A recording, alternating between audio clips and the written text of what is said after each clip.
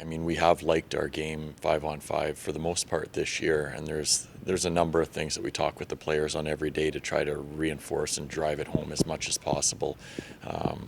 But you look at the goals we've given up in the first periods, the shots for, shots against, those type of stats. Are they a great indicator of how we're playing? Maybe not so much, but they may tell a little bit of the story. So the challenge for our team is to make sure that we start the same way that we end. And really, in a lot of games, if you're going to trail on the road in tough buildings like this one, most nights you're not going to have success. I love it that our group will continue to fight. That's a great trait that we've started to develop early in the year, but we want to make sure that we're starting on time. Yeah, and knowing this is a tough building and a tough team, what is the focus in terms of what you have to be dialed in on early? Our game plan, I mean, everybody's aware of the way Boston plays. They're not an easy team to play against. They never have been.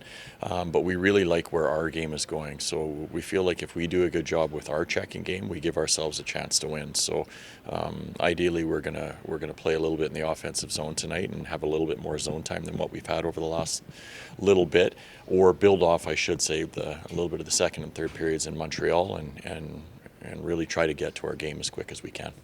Do you feel like your team, generally speaking, has got stronger as games have gone on? Yeah, and I think that's something probably that you've seen in the record that we do have. A lot of the games have been closer games. We found a way to either come back, win in overtime, or if it's a shootout, whatever the case may be.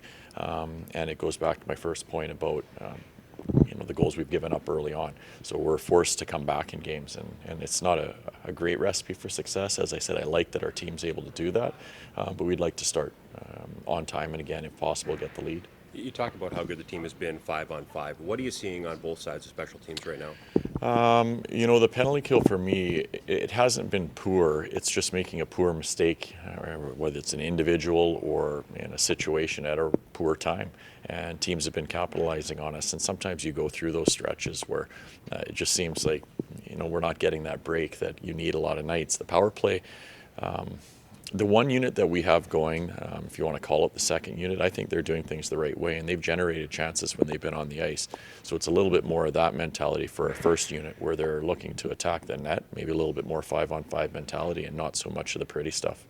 Any update on Anthony Mantha? I don't yet. He's still being evaluated, and hopefully we'll have something soon.